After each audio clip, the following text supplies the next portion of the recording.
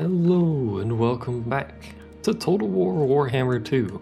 We're gonna start basically trimming these videos, so I'm just gonna cut recording a lot and bring you guys back when anything important happens, but for now, we're gonna point out Vampire Man Magoo McGee here, theoretically. I still don't know who this guy's problem is. Theoretically should be dealt with by the dwarves here. We'll see about that. I'm gonna fight this guy and then move to the south through Vampire Land, which is gonna be terrible to hold. But there's apparently a lot of value down here, especially this place. It has a gold mine. That would explain that. So I'd like to have this territory for income, if nothing else. Because we're missing most of the dwarven income, which is in this mountain spine here. Oh, this mountain spine? I don't know. This place, I don't think we're going to engage it with a single army. We'd win that fight, I'm sure. But this guy's get done recruiting in 2 turns, so we'll probably take him up there to assist with that siege. Apart from that, there's this dude who's basically dead. I don't really care what he does. And the Skaven over here, which I think just have this province. So they're really not going to be too big of a deal. Well, actually, he does have an army. He could probably do something. He is Skaven. They sort of never really die.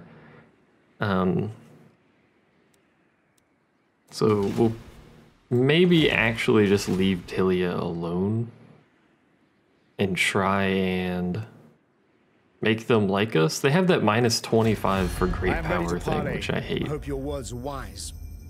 And they seem to be averse to anything positive with us. How did we get unreliable again? What did I do to cause unreliable? Is it just not accepting war requests from people? Maybe. I'm not actually sure. That seems likely. But anyway, we're going to go ahead and start doing that, so I'll bring you guys back when something important happens. So unfortunately, it has occurred to me that Top Knots is not a greenskin tribe. Or at least, well, it probably is a greenskin tribe, but fighting fighting them hasn't given me any points towards the Hammer of Angrund. Unfortunately, the only faction left that fulfills that is Arachnos, who is all the way over here and has a single city. They do have 2 armies, which, if that counts, that would give me my 2 wins. But they're all the way over there, so somehow we have to get over there. With that specific army that has Iron Hammer in it. Obviously going to take a bit. Want this, right? Yeah, triangulation. Help out our ranged and artillery and stuff like that. Apart from that, dwarves took that. He's on the march somewhere to fight something. I don't really know. And that's about all that's happened. Because pretty much nothing else on the map is happening. At some point, we're going to have to do something in the north, and it's going to be awful. Because there's going to be chaos everywhere up there. And it's not going to be fun.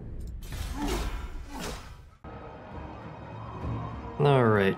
Second army is up here at Karak Ungor. This is the Kislev dwarf hold that they have. Second army is up here, so reinforcements. It didn't change balance of power basically at all. Probably because of these great swords and mortars that they have. But their mortars are relatively short range. They will be able to shoot us. There's not a whole lot we can do about that.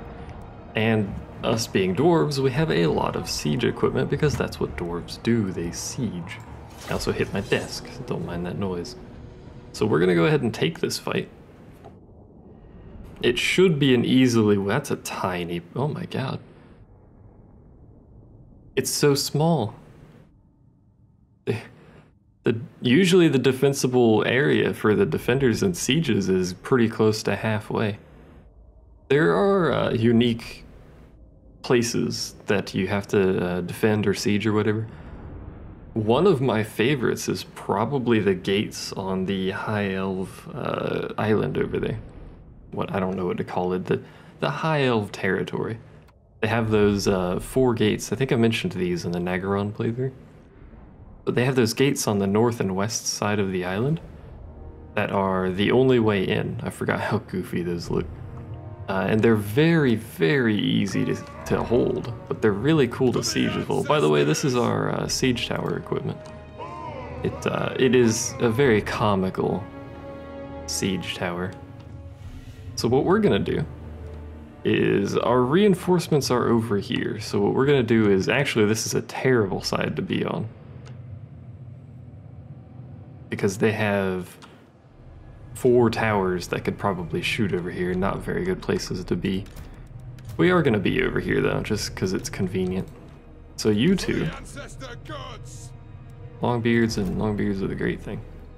All of you drop your stuff. You drop your stuff, and you drop your stuff. Let's organize these guys a little bit here. So you two are my towers, and then you 3 will be those. Just, you know, to have them. Those things are so silly looking, it's so weird. Right, anyway. We probably don't actually want 3 units on this, so we'll take 2 in case one of them dies, which is highly likely. You guys, I want you parked in the front because you can't shoot over things. And then the rest of you are going to be missile front, and we'll move them up as soon as we can here. They have such good range on these units. Anyway, start battle, pause battle immediately. Organize you guys. I think that's plenty close to be able to hit stuff. And I want you two to get up there as quickly as you can. You to get over there and break that, and you, I guess, to get over there and be ready to help break that. So that should be everyone moving, right? Yeah. Except for the artillery. The artillery don't need to move, obviously.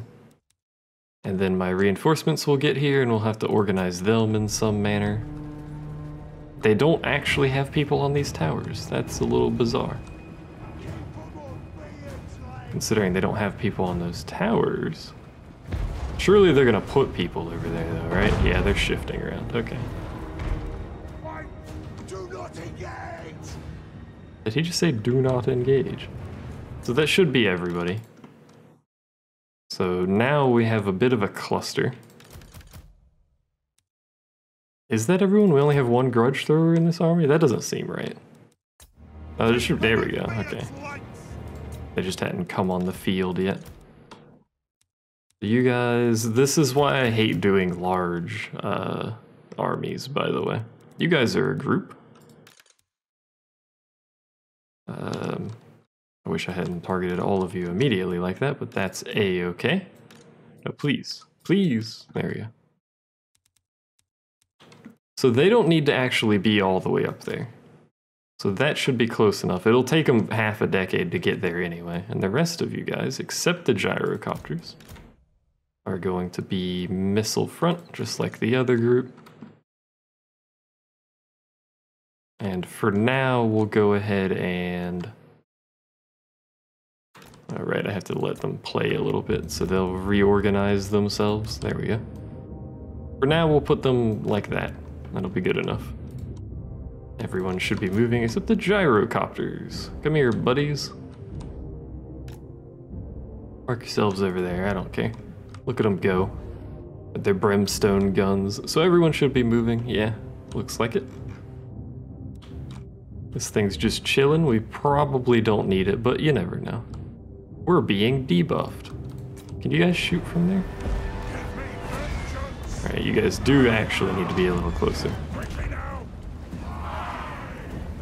I think it's taken 7% damage. What about that one? 1%. I shot my own dudes with that.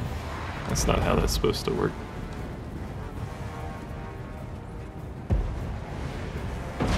So we are going to take hits from these towers. That's, unfortunately, there's not really a way around that, but that's okay.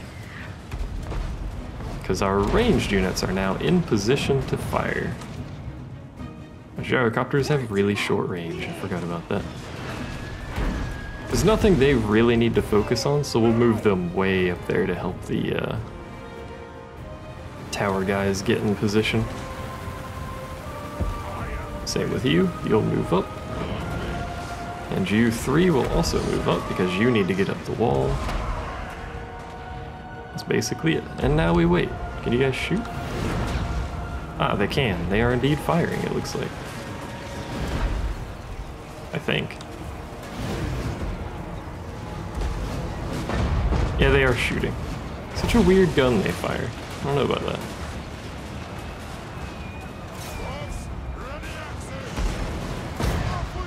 Have that guy specifically go up that one so they spread out a little bit. Should be a-okay. You guys are almost in position. They can fire on the walls, but nothing else. So they'll have to move up at some point. Pop my rune. Their mortars are firing at us. That's to be expected.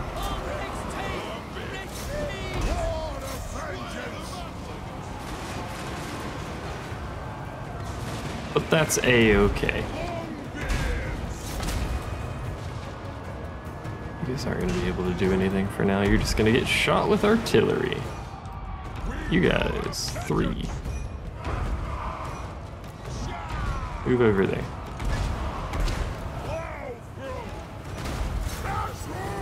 Should get this guy up on the walls as well. Don't really know what's happening up there, if you want me to be honest. My hidden units have been revealed.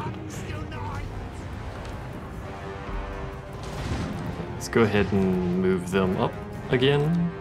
I wish there was a speed buff for those. Like hell cannons have a great speed buff that you can use for mobility. Unfortunately, it appears that nobody else does, which bothers me immensely.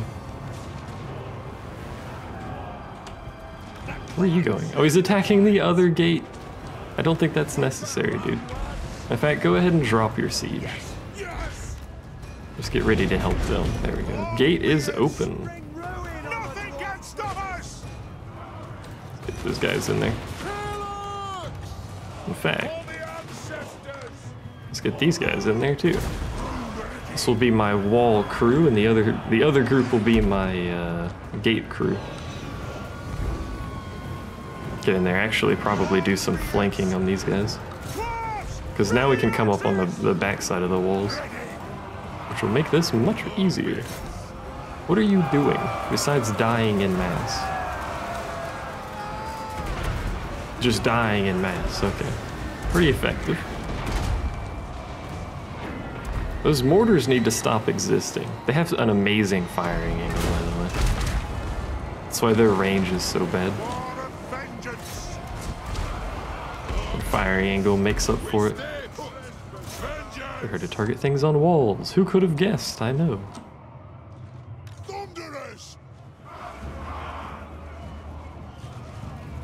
Now what I actually want here, this is gonna look really janky for a second. So I want my ranged units up on their walls.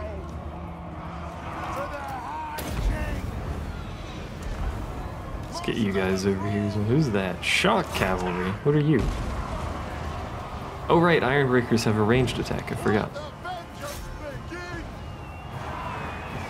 What are you? Oh, that's just great swords. Okay. It'll take them a bit to get up on the wall. That's to be expected. My cannons shouldn't be able to fire anymore.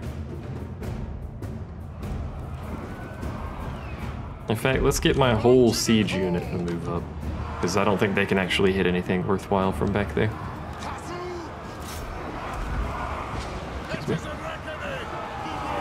You appear to be getting attacked by... You just got run over. Attacked by cavalry there. These dudes on the walls need to cease existing.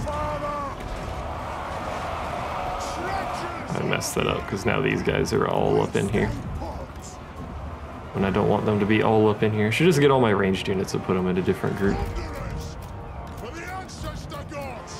Should be just those. Yeah, just those. We'll put them in group 4. And reiterate their need to be up on the walls. They'll figure it out on their own at some point. Oh, we won. Aw, lame. I wanted them up on the walls because they can do stuff like this, and they can hit almost the entire fortress because it's so small.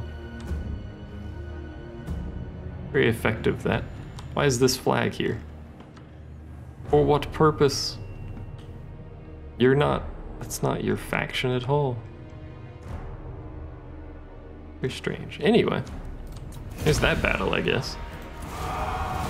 We should have pretty minimal losses, yeah. We lost 67 to their 570. And the game's strength value thing was pretty close to 50-50. I don't really understand how the game calculates that.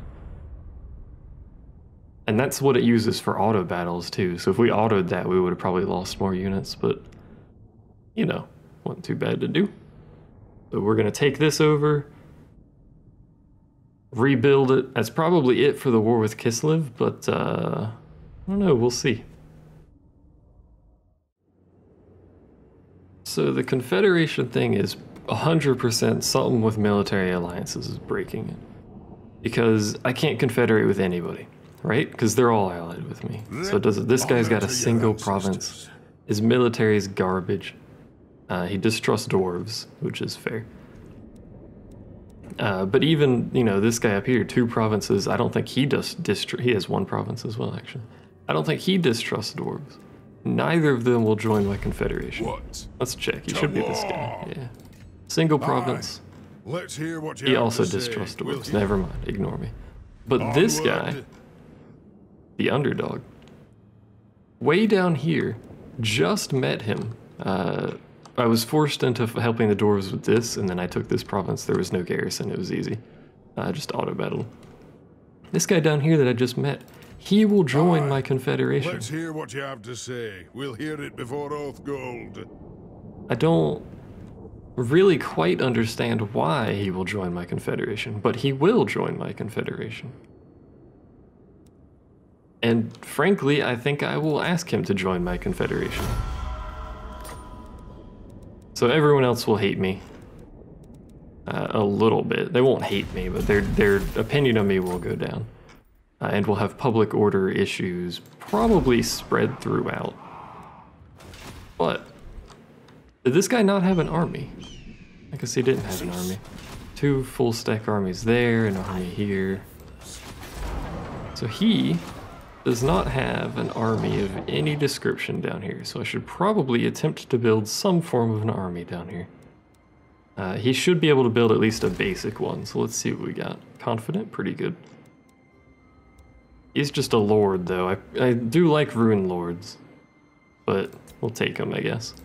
Summon me if you And then we're gonna get, by the grudge bearer's will. this will take a while for him to recruit. He only has quarrelers? Yeah. It's 14, I don't know, man.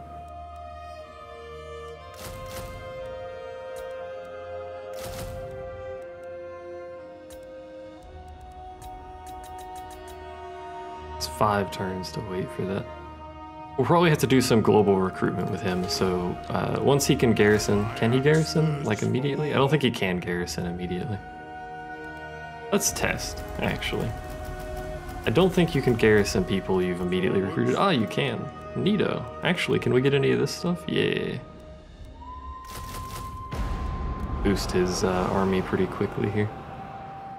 Oh, that's right, it, Thirsts for war. yeah. Takes a bajillion years to recruit anything from global. That's right. We can get something quicker to recruit. Like Longbeards from global recruitment. You can also get Quarrelers from there, right? Yeah.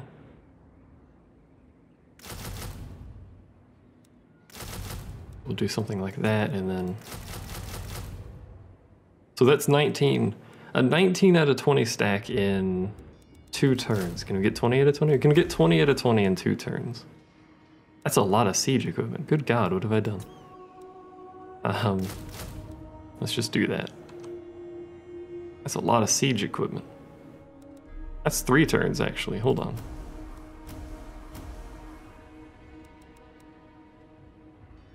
Can I do 2 turns? I can't do 2 turns. No, it becomes 3 right there. Let's see, now that's 3. I was looking at the wrong spot, so pretty much no matter what I do, it's gonna be 3 turns. Yeah, I was looking over here and seeing the 2 down there.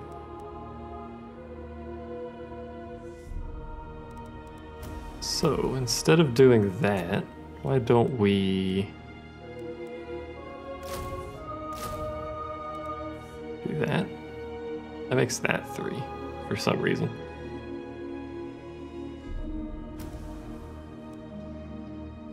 Yeah, so 18 out of 20, 2 turns, I think that's the best we're gonna do. Apart from that, we're sieging this place. Not really a whole lot else has happened. I think it was more or less the same as it was. We confederate this guy. I don't know who this is. Mountain folk, the lady has always respected your ancestors. It's a Let's hope we Bretonnian, can come to an accommodation. Bretonnian kingdom all the way down here. Apparently. Interesting. So we'll have to try and defend this stuff as best we can. I think we're just gonna have to forsake the quest for the hammer, as much as I want that hammer, I really do,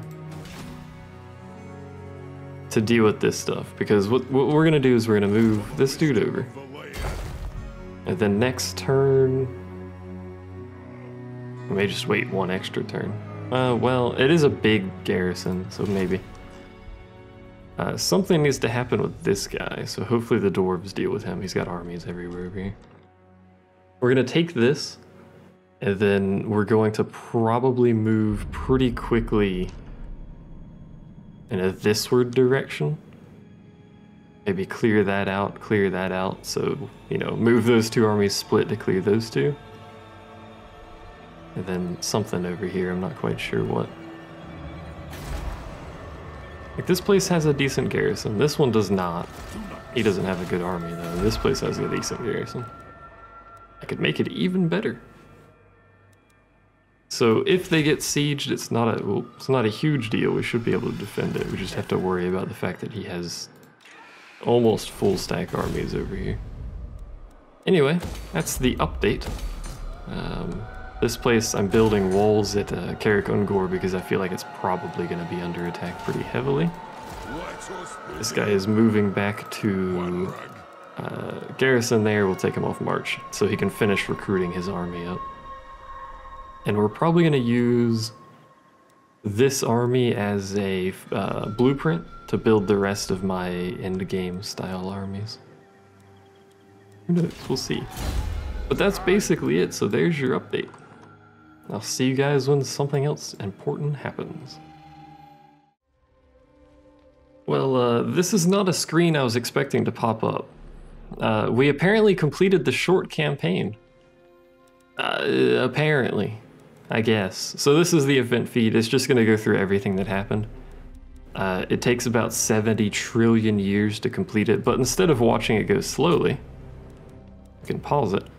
We can kind of scroll through it and see the expansion and decline of various races. For instance, the dwarves, which we found about pretty early, would be about somewhere in here. There they are. So we can see the dwarves actually don't start that strong, and they're pretty much surrounded by everything. I mean, they do have a very good starting position right there. Very good income. And they took this pretty early, which gives them additional income, because I believe there's a mine there.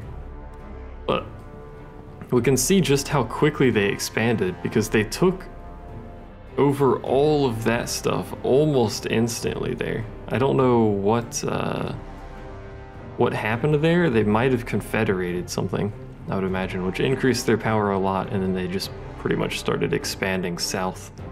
They lost that territory to the vampire counts, but it didn't matter because then they did it again, except in the south. So now they have pretty much all of the income on this half of the map. I, on the other hand, took about 6 centuries to expand. There's my war with the vampire counts. And then Kislev up in the north, and then all this crap going on down here. We didn't know most of this existed for a while, so we didn't know what was going on down here.